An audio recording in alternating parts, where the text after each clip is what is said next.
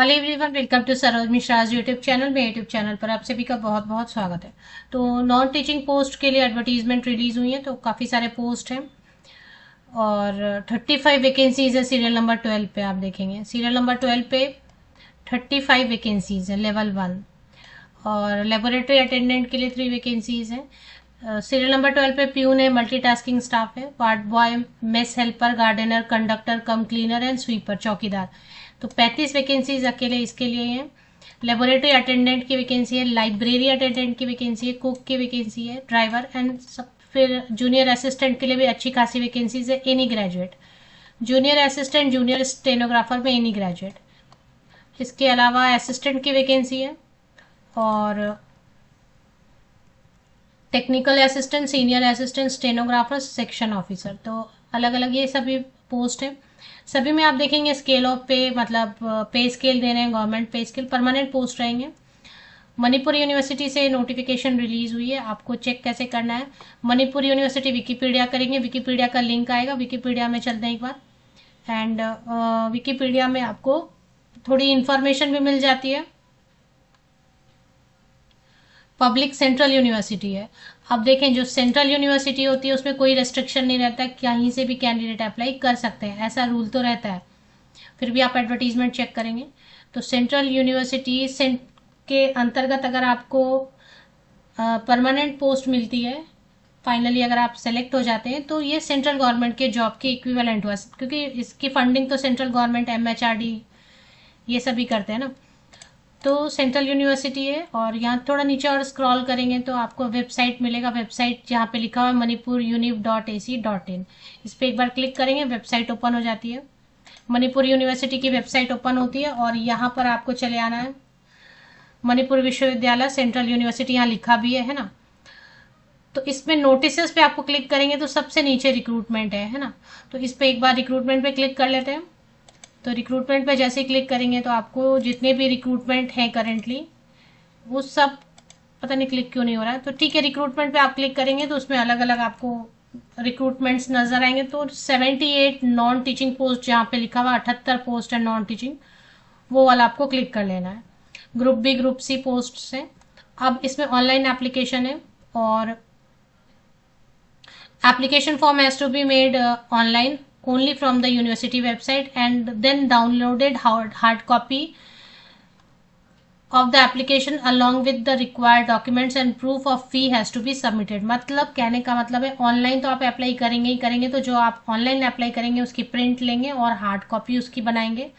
सारे 10th 12th graduation और जो भी आपको सर्टिफिकेट है, जितने भी उनकी पासिंग सर्टिफिकेट, मार्कशीट और जो भी ये बताएंगे विज्ञापन को ठीक से पढ़ना और जो भी अटैच करने बताएंगे वो सब अटैच करके आपको दिए गए एड्रेस पर भेज देना है। और उसमें आपने फीस पेमेंट की है उसकी प्रूफ भी अटैच करेंगे आप, है ना, हार्ड कॉपी में। ऑनलाइन तो अप्लाई करेंगे ही, ऑनलाइन अप्लाई करने के बाद रिसिप्ट मिलेगा या ऑनलाइन पेमेंट का जो भी आपको प्रूफ मिलता है वो सब भी अटैच करना है और फॉर्म भी डाउनलोड करके अटैच कर लेना है। अनरिजर्व एंड ओबीसी कैंडिडेट के लिए 500 रुपीज फीस है। फीस तो हमेशा नॉन रिफंडेबल रहती है। SC ST PWD कैंडिडेट्स के लिए 300 रुपीज फीस है। कोई भी फीस में ऐसा नहीं है कि किसी को भी, हालांकि सेंट्रल यूनिवर्सिटी में ऐसा होता है कि फीमेल कैंडिडेट को फीस नहीं लेते हैं, बट यहाँ पे ऐसा कुछ भी नहीं है, सबसे फीस चार्ज कर रहे हैं। आप जिस कैटेगरी में आती है महिला अभ्यर्थी, उस कैटेगरी के हिसाब से फीस पेमेंट करेंगे। 15 मई से ऑनलाइन एप्लीकेशन शुरू हो चुकी है, सॉरी 13 जून तक, 13 जून तक आप अप्लाई कर सकते हैं। और क्योंकि हार्ड कॉपी भी अप्लाई करना है तो 30 जून तक आप लेटेस्ट हार्ड कॉपी आपकी पहुंच जानी चाहिए एप्लीकेशन। हार्ड कॉपी भेजने के लिए ना हमेशा गवर्नमेंट पोस्ट ऑफिस भारतीय डाक सेवा यूज किया करें, भारतीय डाक सेवा से रजिस्टर्ड पोस्ट से ही भेजा करें। अब देखें, ये जो सेक्शन ऑफिसर है जिसमें एक्सपीरियंस की जरूरत है वो मैं क्विकली उसको बस आपको नाम बता के आगे बढ़ जाती हूँ, क्योंकि सेक्शन ऑफिसर है, इसमें 3 साल का एक्सपीरियंस जिनके पास है वो चेक करेंगे। स्टेनोग्राफर है और एक जूनियर स्टेनोग्राफर है। तो जूनियर स्टेनोग्राफर में फ्रेशर अप्लाई कर सकते हैं, मतलब 0 एक्सपीरियंस के साथ, बट ये स्टेनोग्राफर में 2 साल का एक्सपीरियंस चाहिए। सीनियर असिस्टेंट तो वर्ड ही सीनियर है, तो इसका मतलब 3 साल का एक्सपीरियंस आपको चाहिए, वो भी गवर्नमेंट सेक्टर में काम किया है तो, या एक बार पढ़ लें ठीक से। टेक्निकल असिस्टेंट है, टेक्निकल असिस्टेंट में भी 3 साल का एक्सपीरियंस मांग रहे हैं। इसके बाद असिस्टेंट पोस्ट है, इसमें भी 2 इयर्स का एक्सपीरियंस मांग रहे हैं। तो अब शुरू होता है जहां से एक्सपीरियंस नहीं मांग रहे, वो है सीरियल नंबर 6 से। जूनियर स्टेनोग्राफर है, कोई भी graduation in any bachelor degree in any discipline, लिख ही दिया है ना उन्होंने। एनी डिसिप्लिन मतलब विषय का कोई यहाँ पे रेस्ट्रिक्शन नहीं, किसी भी विषय से आप बैचलर डिग्री है। और टाइपिंग आपको आता है तो आप अप्लाई कर सकते हैं। टाइपिंग के लिए कोई सर्टिफिकेट नहीं मांग रहे हैं। स्टेनोग्राफी आना चाहिए लेकिन कोई सर्टिफिकेट नहीं मांग रहे हैं। कंप्यूटर के लिए कोई सर्टिफिकेट नहीं मांग रहे, कहीं किसी तरीके के कोई सर्टिफिकेट नहीं, कोई एक्सपीरियंस नहीं, और प्रतिशत अंकों का कोई रेस्ट्रिक्शन नहीं, सब्जेक्ट का कोई रेस्ट्रिक्शन नहीं, कोई भी सब्जेक्ट है ग्रेजुएशन में चलेगा, कोई भी परसेंटेज के साथ पास कर चुके हैं चलेगा। सर्टिफिकेट ना टाइपिंग के लिए मांग रहे हैं, ना स्टेनोग्राफी, ना ही कंप्यूटर, और ना ही एक्सपीरियंस मांग रहे हैं। तो ये सब अच्छी चीज़ें हैं, अप्लाई करना चाहें जो अप्लाई कर सकते हैं। एज लिमिट है 32, एज लिमिट भी अच्छी है। 18 से 32 साल तक के कैंडिडेट, जनरल कैंडिडेट अप्लाई करेंगे। यदि आप रिजर्व कैटेगरी से हैं तो रिजर्वेशन का बेनिफिट आपको एज क्राइटेरिया में मिलता है। SC/ST कैंडिडेट को 5 इयर्स की छूट मिलती है। मैंने एडवर्टीजमेंट पढ़ा नहीं, ऐसे ही सब जगह होता है ना, इसलिए मैं आपको ऐसे ही बता रही हूँ। 5 इयर्स की छूट आपको ST/ST कैंडिडेट्स को मिलेगी। OBC कैंडिडेट को, कभी नॉन क्रीमी लेयर कैंडिडेट को मिलता है, कभी ऑल OBC कैंडिडेट को, तो देख लें आप 3 इयर्स की छूट मिलती है। PWD कैंडिडेट को कम से कम 10 साल की छूट मिलती है ऊपरी आयु सीमा में।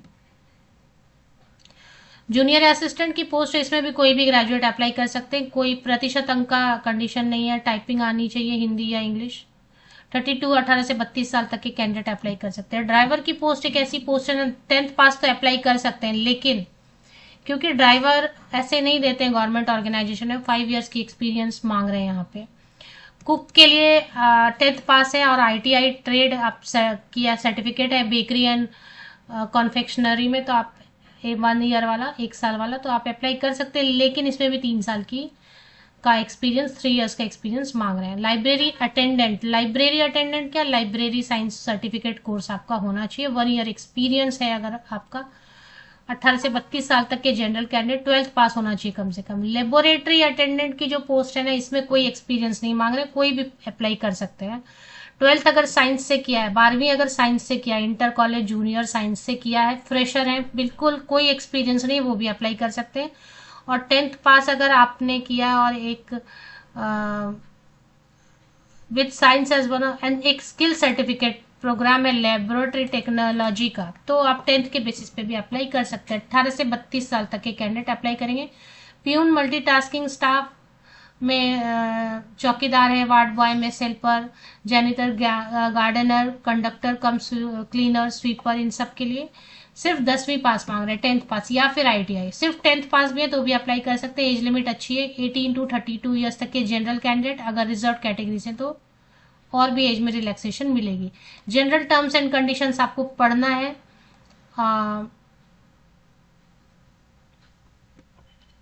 और पढ़ लें जनरल टर्म्स एंड कंडीशंस, तब अप्लाई करें, क्योंकि इतनी सारी चीज़ें लिखी रहती है छोटी छोटी। कोई ऐसी कंडीशन लिख दी हो जो कि आपको पसंद ना आ रहा हो, तो इससे पहले बैठ के आराम से पढ़ें 1-2 दिन, काफ़ी टाइम है, अभी जून तक है लास्ट डेट। पहले पढ़ लें, उसके बाद फिर अप्लाई करें। परमानेंट वर्ड यूज़ कर रहे हैं या नहीं कर रहे हैं। और रिलैक्सेशन इन अपर एज लिमिट यहाँ पे लिखा हुआ है इन्होंने। इसके बाद यहाँ पे लिखा है कुछ 40 इयर्स, तो ये पढ़ लेना। और उसके बाद अप्लाई लिंक दिया हुआ है मणिपुर यूनिवर्सिटी की ऑफिशियल वेबसाइट पे, आप जाएंगे तो देखें यहाँ पे रिक्रूटमेंट सेक्शन में एडवर्टीजमेंट दिया हुआ है, जनरल टर्म्स एंड कंडीशंस दिया हुआ है, और यहाँ पे देखें एसेंशियल क्वालिफिकेशन है 2nd नंबर पे। जनरल टर्म्स एंड कंडीशंस जरूर पढ़ें, एक एक लाइन ठीक से। 78 पोस्ट है टोटल। एज में रिलैक्सेशन किनको मिल रही है किनको नहीं मिल रही है वो भी यहाँ पे लिखा हुआ है। और ऑनलाइन एप्लीकेशन करने के लिए जो भी देश भर के कैंडिडेट इंटरेस्टेड है वो इस लिंक से अप्लाई कर सकते हैं।